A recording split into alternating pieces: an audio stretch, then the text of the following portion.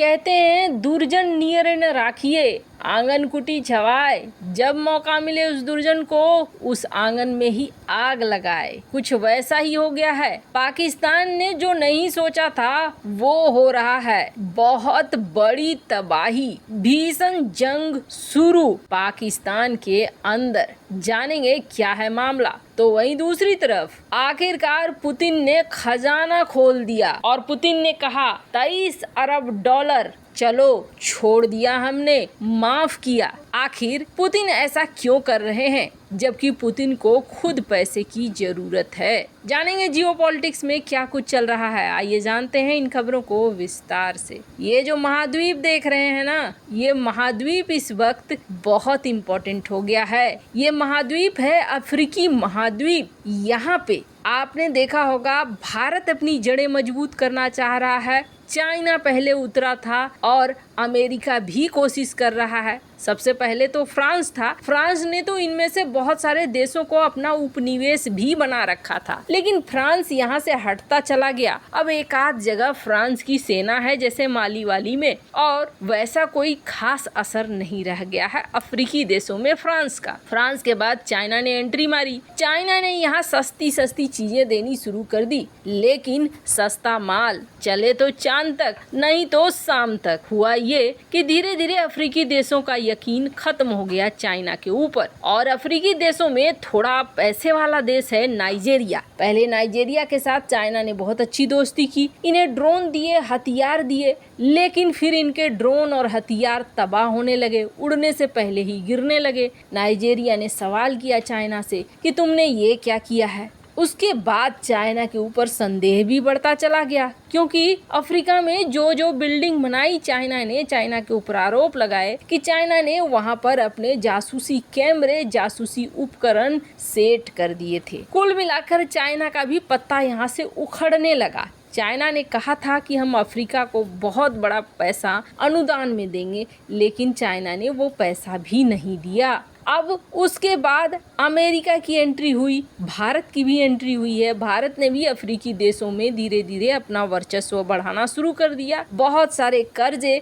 भारत भी दे रहा है, लाइन ऑफ क्रेडिट भी भारत दे रहा है, और अफ्रीका में भारत बहुत अच्छी पकड़ भी बना रहा है। लेकिन भारत, अमेरिका, फ्रांस, चाइना सबको एक बार में तिनके की तरह उड़ा दिया पुतिन ने। एक मेगा प्लान, इतनी बड़ी घोषणा तो अफ्रीका ने सोचा भी नहीं था। दरअसल हुआ क्या, रूस ने एक समिट बुलाया, एक मीटिंग बुलाया अफ्रीकी देशों का, रूस अफ्रीका शिखर सम्मेलन। जब इसे बुलाया गया तो बहुत सारे अफ्रीकी देशों ने आने से मना कर दिया। रूस एक बड़े प्लान के तहत उसने इस मीटिंग को बुलाया था, लेकिन अमेरिका की डर से कई सारे अफ्रीकी देश कथित तौर पर नहीं आए। इसी मीटिंग में पुतिन ने घोषणा कर दिया कि हमने जो तुम्हें कर्ज दिया है 23 अरब डॉलर, वो तुम्हें लौटाने की जरूरत नहीं है। चलो हमने माफ किया 23 अरब डॉलर। और जैसे ही ये बात आई, एकदम अफ्रीका के लिए जैसे खुशी का तो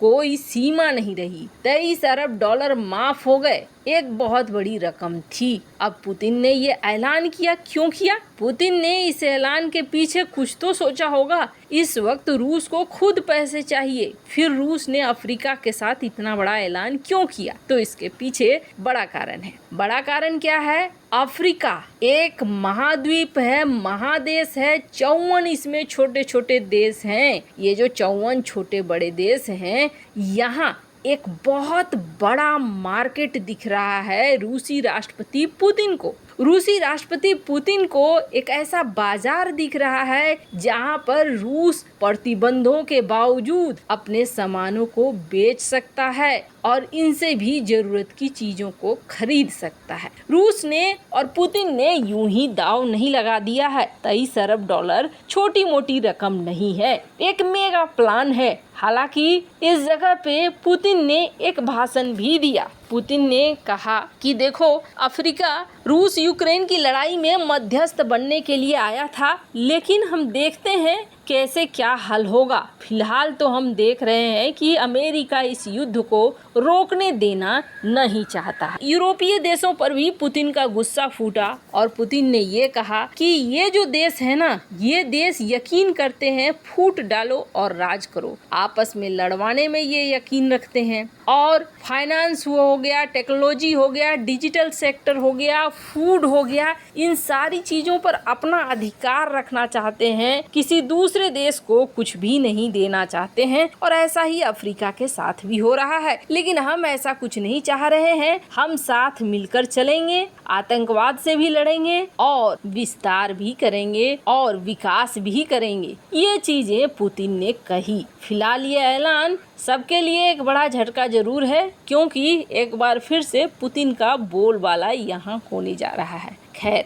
जहाँ एक तरफ पुतिन अफ्रीका में आगे बढ़ रहे हैं, तो वहीं पाकिस्तान में कयामत के दिन आ गए। पाकिस्तान ने जितने जितने डबल गेम किए हैं ना, उन सब डबल गेम का भुगतान करने का समय आ गया है, क्योंकि पाकिस्तान अब टूटेगा ही टूटेगा। ऐसा भीषण संकट पाकिस्तान में कभी नहीं आया था। इस देश को हम मिट्टी में मिलता हुआ देखेंगे। क्यों? क्योंकि घटनाएं अब ऐसी हो रही है जिन घटनाओं को रोक पाना पाकिस्तान के बस का नहीं है। पाकिस्तान के डबल गेम ने पाकिस्तान को मरवा दिया है। दरअसल आपको बता दें, अल-कायदा का नाम तो सुना ही होगा। अल-कायदा एक ऐसा संगठन जिसका पाकिस्तान कभी हिमायती बना रहा, और अभी क्या हो रहा है, अल-कायदा और टीटीपी इन दोनों ने एक बड़ा फैसला ले लिया है। दरअसल टीटीपी जो इस वक्त जगह जगह हमले कर रही है पाकिस्तान के अंदर, उसे लग रहा है कि हम इतने बड़े नहीं हैं, इतनी बड़ी शक्ति नहीं बन पाए हैं कि पाकिस्तान के पूरे सिस्टम पर कंट्रोल कर लें, जैसे तालिबान ने कर लिया और जैसे अफगानिस्तान का मालिक बन बैठा। और ये सारी रिपोर्ट कह रही हैं, एक्सपर्ट की,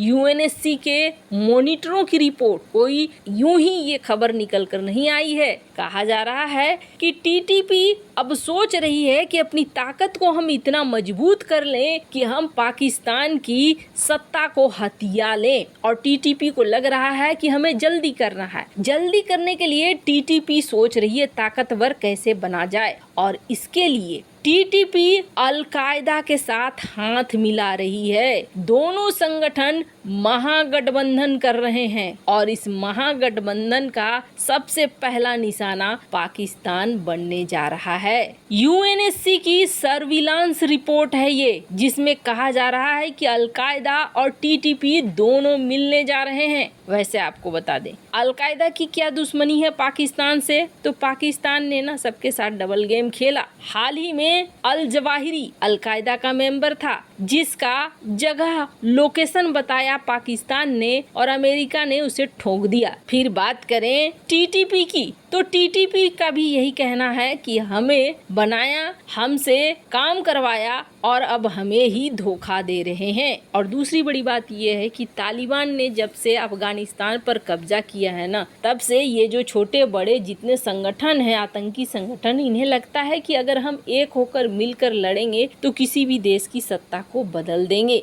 और ये चीज पाकिस्तान के लिए बेहद खराब है। खैर, पाकिस्तान में कब्जा करने के बाद ऐसा नहीं है कि आसपास के इलाके शांत रह जाएंगे, यहाँ पर भी ये मुसीबत बढ़ेगी। पर फिलहाल पाकिस्तान ने ही इन संगठनों को पैदा किया, और आज ये पाकिस्तान सहित बाकी दुनिया के लिए एक बड़ी समस्या बन रहे हैं। वैसे इन सब मामले में आपकी क्या राय है, कमेंट कर जरूर बताएं। जल्द मिलते हैं अगले वीडियो में नई खबर के साथ।